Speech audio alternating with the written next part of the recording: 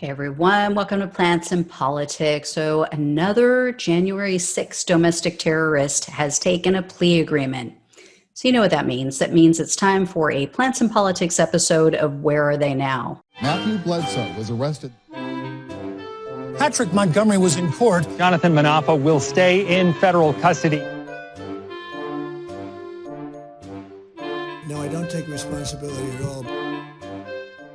So Mark Grods, this is not somebody I've profiled before. His case just appeared out of nowhere yesterday and this morning especially. He is a 54-year-old man from Mobile, Alabama, and he's also a member of the right-wing extremist group known as the Oath Keepers. So Grods, along with 16 others from that group, were charged in a conspiracy. So like his oath breaker buddies, Grods was facing decades in prison for not just that conspiracy charge, but other crimes as well, like obstruction of an official proceeding, and then various other crimes. Well, now we know that the feds have been keeping his plea agreement under seal because they wanted to protect him as he testified to the grand jury against his former fellow insurrectionists. Today, the FBI released a press release announcing that Grods was arrested yesterday, June 30th, and that this makes him the third Oath Keeper to take a plea agreement, and it makes him the second Oath Keeper to specifically plead guilty to conspiracy. So again, it's getting harder and harder for these people to say, oh no, it wasn't a conspiracy. We didn't plan and plot before this whole January 6th thing. This was just spontaneous. You've got two people now from their group saying, no, this was planned. This was a conspiracy.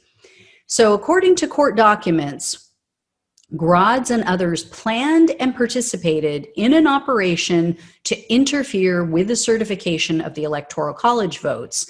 And they coordinated in advance of January 6th, and they used various methods to recruit others into this whole scheme.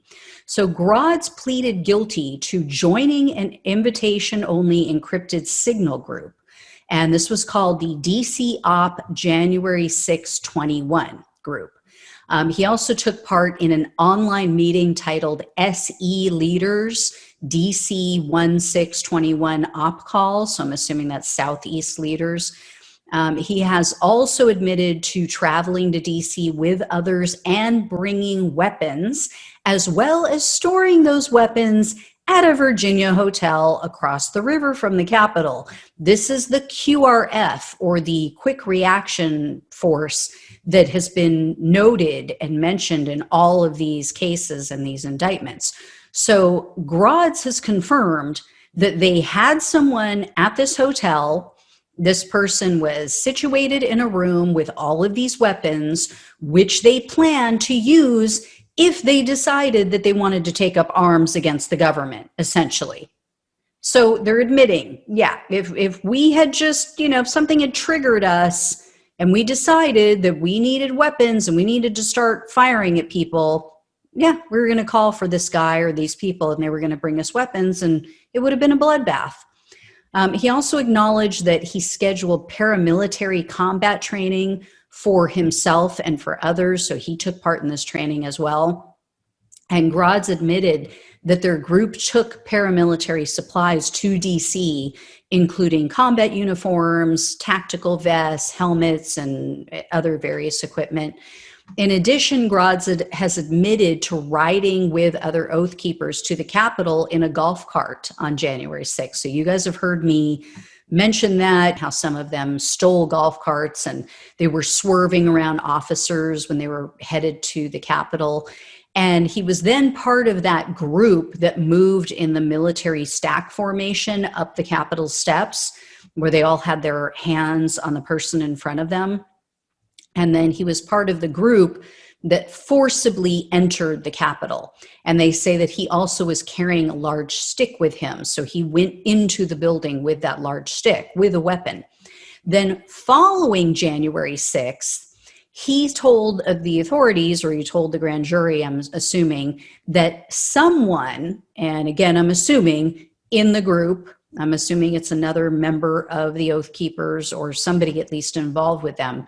But that person told Grods to make sure that, quote, all signal comms about the op has been deleted and burned, which apparently Grods had already done. So they knew what they did was wrong. They knew that the feds were coming for them, and they tried to dispose of the evidence. Kind of tells you everything you need to know. And then on top of the conspiracy plea, Grods pleaded guilty to obstructing an official proceeding. So that means that his total prison time could be as high as 25 years if we lived in a just country where we wanted to stop these things from happening in the future. Apparently we don't, though, because once again, the judge in this case estimates that he'll likely spend between 4 to 5 years behind bars. He was looking at up to, I think it was like $250,000 in fines. He's agreed to pay $2,000 in restitution per this plea agreement. So again, I don't know what kind of help he gave them. I don't know how beneficial his testimony was and how much information he had to share that may have helped them to further the investigation. They do intimate that this is still ongoing, that they're not about to shut this down anytime soon, because they said that they really were trying to keep his plea agreement hidden for as long as possible and really keep it on the down low because they don't want it to affect or to even alert people to the direction that they're taking it. So very interesting. You know, he could have been more helpful than what I'm imagining, and maybe that's why they're cutting him such a great deal, but I don't know. It just seems like these people are getting off way, way too easy for trying to overthrow the government. Like I said, we're going to be here again. In not so many years, we're going to be here again. If not sooner, if not within months. I mean, they're threatening violence in August if Trump isn't reinstated. So we'll see where this goes. I'll keep you guys posted, though. Thank you so much for watching and listening. Please like, share, subscribe. Please go below into the description box. Click on the link that says Let's Hang Out and become a supporter or a friend of the show if you can. Thank you so much. Take care, and I'll talk with you guys soon.